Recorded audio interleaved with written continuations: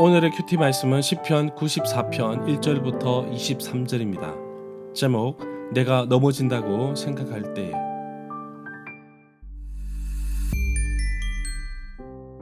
먼저 앞뒤 문맥을 살펴보겠습니다. 시편 94편은 시인, 저자, 기도자가 자신이 처한 상황에서 불의가 난무하는 것을 듣자 하나님이 심판해 달라고 간절히 바라는 시입니다. 모든 것을 알고 계시고 심판하시는 하나님께 도움을 요청하는 시입니다. 시편 94편의 표지 제목은 없습니다. 악인에 대한 고발을 통해 심판을 요구하는데 하나님의 복수는 완전하며 의인들을 건져내어 주심을 말하고 있습니다. 문단을 나눠보겠습니다. 1절부터 2절은 행한 대로 갚으시는 하나님, 3절부터 7절은 악인들에 대한 고발, 8절부터 14절은 악인들을 심판하시는 여호와 하나님, 15절부터 23절은 여호와는 나의 성벽이며 피할 바이십니다. 1절에 보면 여호와 하나님은 우리에게 생명을 주시고 구원하시는 분이시기도 하지만 때로는 질투하시며 보복하는 하나님이시기도 합니다. 여호와는 보복하시며 진노하시되 자기를 거스리는 자들에게 여호와는 보복하시며 자기를 대적하는 자에게 진노를 품으신다고 말씀하고 있습니다. 2절에 보면 악인들이 보복당하고 심판당할 그때에 사람들의 말이 진실로 의인에게 갚음이 있고 진실로 땅에서 심판하시는 하나님이 계시다라고 말합니다. 3절에 보면 여기서 말하는 악인은 하나님이 없다고 말하는 무신론자들이 아니라 하나님 백성 가운데 하나님을 깔보는 사람들을 가리키는 것으로 봅니다. 4절에 보면 우리 여호와 하나님 같은 거룩한 분이 없으십니다. 그래서 심히 교만한 말을 다시는 하지 마십시오. 오만한 말을 입에서 꺼내지도 마십시오. 여호와는 지식의 하나님이십니다. 우리의 행동을 달아보는 분이십니다. 5절에 보면 약한 자를 약하다 하지 말고 또 빼앗지 말고 공고한 자를 성문에서 압제하지 말라고 말씀하십니다. 6절에 보면 이스라엘 백성들에게는 과부와 어린아이, 나그네를 돌보아야 하는 의무가 있습니다.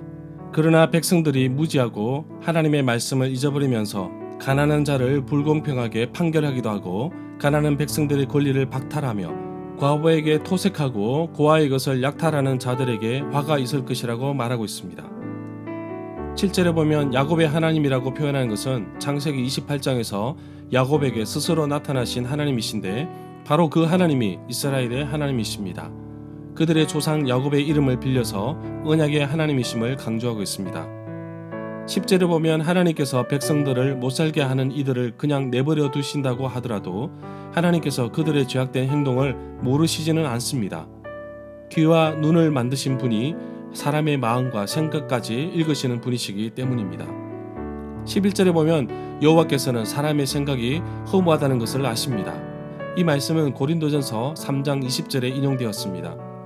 하나님은 우리가 무슨 생각을 하고 있는지 다 아십니다. 12절에 보면 사람이 그 아들의 징계함 같이 여호와 하나님께서도 그의 백성들을 징계하시는 분이십니다. 우리가 주께 징계를 받은 것은 우리가 세상과 함께 정죄함을 받지 않게 하려는 것입니다. 13절에 보면 주께서는 악인들이 파멸의 웅덩이에 빠지게 하실 것입니다. 피를 흘리게 하며 속이는 자들은 그들의 날에 반도 살지 못하게 하실 것입니다. 그러나 시인은 주를 의지하겠다고 고백합니다. 여호와께서는 자기 백성에게 힘을 주시며 여호와께서는 자기 백성에게 평강의 복을 주십니다. 14절에 보면 여호와의 분깃은 자기 백성이라고 말씀하십니다. 야곱은 그가 택하신 기업입니다. 여호와께서는 이스라엘 백성들을 자기 백성으로 삼으신 것을 기뻐하셨습니다. 그의 크신 이름을 위해서라도 자기 백성을 버리지 않으실 것입니다. 그러나 이스라엘 백성들은 여호와를 배신하고 떠났고 우상을 섬기며 범죄하기에 이르렀습니다. 15절에 보면 하나님께서 정하신 의를 근거하여 판결이 이루어져야 합니다. 단순히 이 정도의 질서가 있어야 한다기보다는 하나님께서 세우신 정의를 따라 움직일 때 하나님께서 보살펴 주신다고 말씀하십니다. 16절에 보면 여호와의 말씀에 가련한 자들의 눌림과 궁핍한 자들의 탄식으로 말미암아 여호와께서 일어나셔서 그들을 여호와께서 원하시는 안전한 곳에 옮겨 두신다고 말씀하고 있습니다. 20절에 보면 정의로 재판하시는 하나님이신데 악을 도모하고 무죄한 자에게 형벌을 내리시는 악한 재판장은 주와 함께 어울릴 수가 없습니다. 하나님의 대리자로서 집행하는 재판장은 하나님께서 세우신 정의에 따라 판결을 하여야 합니다.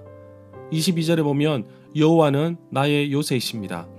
나의 하나님은 내가 피할 반석이십니다. 요새는 정말 적의 공격으로부터 피할 수 있는 장소로 나의 피난처가 되심을 말하고 있으며, 또한 어떠한 환난과 어려움에서도 흔들림이 없다는 표현으로 반석이라는 단어를 사용하였습니다. 절마다 상세한 설명과 구절에서, 그리고 핵심 내용과 중심 줄거리는 네이버 블로그에 올려져 있습니다. 내게 주시는 교훈입니다. 하나님은 정의로 심판하십니다. 비록 내가 악인들에게 의해 힘든 부분이 있지만 나는 반석이신 하나님을 의지하고 나가겠습니다.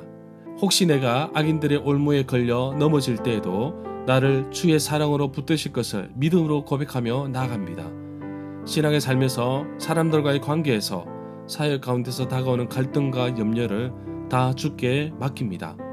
하나님의 선하신 뜻 가운데 이루어지기를 소망합니다. 고난의 날에도 나를 지켜주시고 이끄실 것을 확신합니다.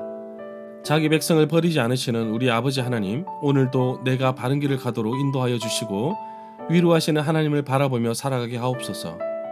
악인들이 잘되는 것을 두고서 불효할 것이 아니라 정의로우신 하나님께서 세상을 통치하시며 주의 나라를 세워나가는 것을 확신하며 믿음의 발걸음을 내딛는 하루가 되기를 간절히 소망합니다.